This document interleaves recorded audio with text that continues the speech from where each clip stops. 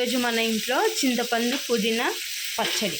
ముందుగా మనం చింతపండుని విడివిడిగా రెక్కలుగా తీసి నానబెట్టుకోవాలి. ఎందుకంటే మనం మిక్సీ చేస్తాం కదా, ఆ చింతగింజలు కూడా రానియకుండా చూసుకోవాలన్నమాట. ఇట్లా నానబెట్టుకున్నాం కదా, ఇది ఉప్పేసి నానబెట్టుకున్నాం అనుకోండి, తొందరగా నానుతుంది. ఇప్పుడు పుదీనా కూడా తెంపి పెట్టుకున్నాము. ఇది కూడా నీళ్ళలో వేసి పెట్టుకున్నాం, ఎందుకంటే మనకి ఇసుక ఉంటుంది కదా తెంపి తీసుకొచ్చినప్పుడు. అందుకని కొంచెం నానితే ఇసుక ఏదైనా ఉంటే కిందికి దిగిపోతుంది, మనకు ఆకు మీద ఫ్రెష్గా అవుతుంది. ఇప్పుడు మనకి పచ్చడికి ఎంత మిరపకాయలు పడతాయో కారం బట్టి మనం వేసుకోవాలి. మిరపకాయలు తెల్లవని అనుకోండి, కొంచెం ఎక్కువ వేసుకోవాలి, ఎందుకంటే తెల్ల మిరపకాయలు కారం ఉండే. ఈ పచ్చడి కాబట్టి కారం ఎక్కువ ఉంటుంది, అందుకని కొంచెం తక్కువ వేసుకోవాలి. మా చెల్లె నూనెలు ఎంచుతుంది అనమాట. మిరపకాయలు కడాయి ఎత్తి నూనె వేసి నూనె వేడైనాక మిరపకాయలు వేసి కొంచెం ఉప్పు వేసుకోవాలి. ఎందుకంటే ఉప్పు వేసుకుంటే మనకి మిరపకాయలు చేదు రానియదనమాట. ఉప్పు లేకుండా చేసుకుంటే చేదు ఉంటాయి, అందుకని ఉప్పు వేసి వేయించుకోవాలి. ఇప్పుడు వేగినాయి, ఒక గిన్నెలకు తీసుకుందాం. ఇది నూనెలో వేయించినాక తర్వాత నూనె కారేదాకా ఇట్లా సైడ్కి పట్టుకోవాలి, లేకపోతే ఎక్కువ నూనె అయిపోతుంది.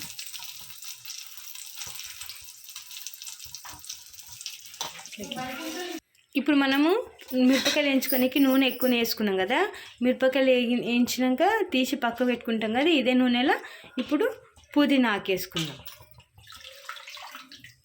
ఇట్లా మంచిగా నీళ్ళు పిండుకోవాలి. నీళ్ళలో నానబెట్టుకున్నాక పుదీనా కొంచెం జాగ్రత్తగా వేసుకోవాలి, ఎందుకంటే నూనె చిక్కుతుంది కదా మీదికి. లేకపోతే ఇట్లా మూత పెట్టుకొని కొంచెం తీసి వేసుకొని మూత పెట్టుకున్నా ఏం కాదు. మా ఇంట్లో అంటే మాకు మా మమ్మీ వాళ్ళకి ఇట్లా అలవాటు కాబట్టి ఏది కాదు. కొత్త చేసే వాళ్ళు ఎవరైనా ఉంటే అట్లా మూత పెట్టి వేసుకోండి. ఇది నూనెలా మంచిగా ఉడికించుకోవాలి, దగ్గరికి అయిపోతుంది అన్నమాట. ఆకు మొత్తం కలుపుకోవాలి.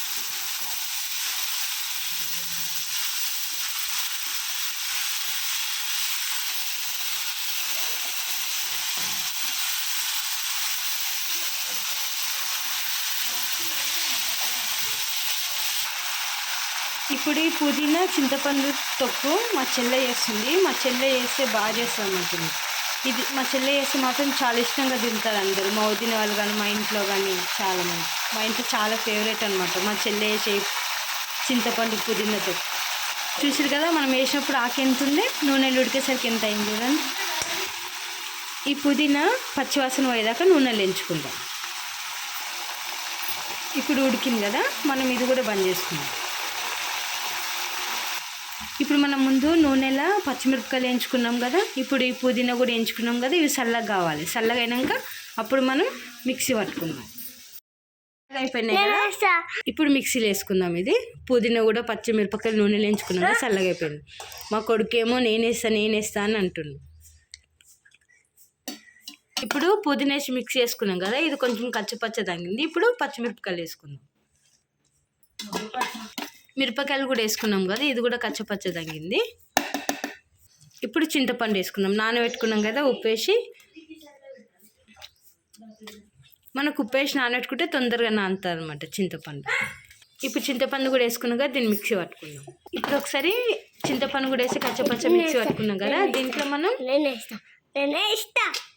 నీకే ఇస్తా కొంచెం అంతా అల్లం వెల్లిగడ్డ వేసుకుందాం.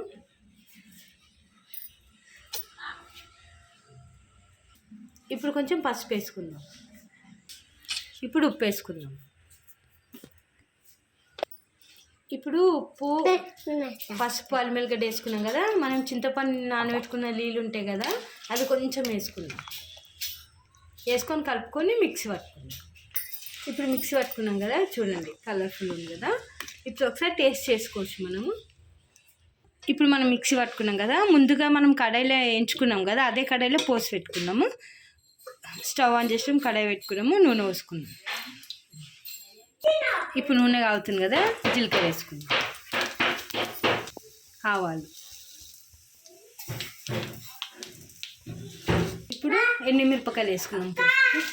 కొంచెం ఉప్పు వేసుకుందాం. మిరపకాయలు వేసుకున్నాం, ఎండుమిరపకాయలు వేసుకున్నాం, కలమాకు వేసుకున్నాం, కలుపుకుందాం.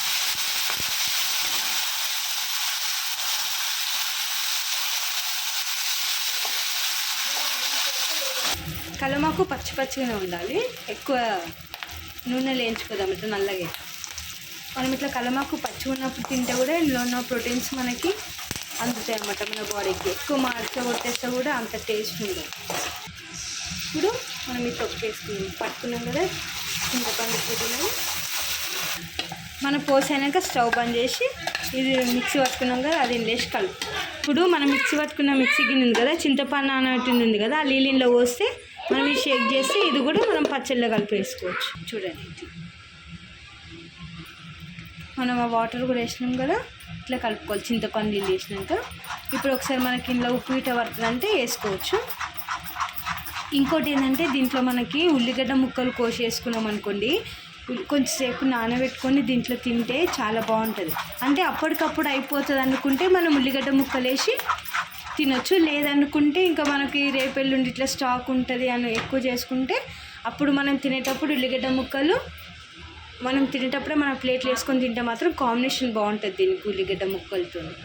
మా చెల్లెకి తొక్కు నాకగానే ఊరిలో వచ్చినంటే వేడివేడి అన్నంలో తినేసి అక్క ఇప్పుడే అనేసి అంటారు.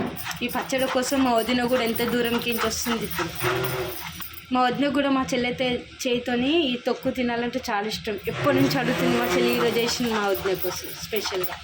ఈ పచ్చడికి స్పెషల్ ఏంటంటే ఇంకా జ్వరం వచ్చిన వాళ్ళకి తినబుద్ధి కాదు కదా, అప్పుడు ఇట్లా చింతపండు తొక్కు వేసుకొని తిన్నారనుకోండి వాళ్ళ నోటికి టేస్ట్ బాగుంటుంది, ఆకలి వేస్తుంది, తినాలనిపిస్తుంది. తినని వాళ్ళు ఎవరైనా సరే అట్లాంటి టైంలో ఇట్లాంటి తొక్కు వేసుకొని తినండి, బాగుంటుంది టేస్ట్. పుల్లతి చింతపండు పుదీనా తొక్కు. ఓకే అండి, మీకు కానీ పుదీనా విత్ చింతపండుతో పచ్చడి నచ్చినట్లయితే లైక్ చేయండి, షేర్ చేయండి, సబ్స్క్రైబ్ చేసుకోండి. ఇట్లాగే మా వీడియోస్ చూస్తూ ఉండండి. Thank you for watching.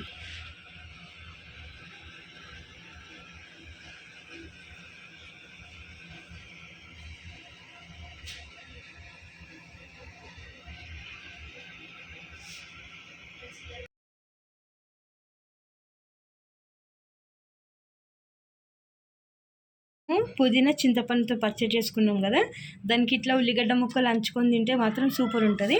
ఒకవేళ మనం తర్వాత తిందామని దాంట్లో ఉల్లిగడ్డ నానితే బాగుంటుంది అనుకుంటే కొంచెం ముందు పచ్చడిలో కొంచెం అంత తీసుకొని ఉల్లిగడ్డ ముక్కలు వేసుకొని తినండి. ఉల్లిగడ్డ కూడా పుల్లగా బాగుంటుంది, చాలా టేస్టీగా.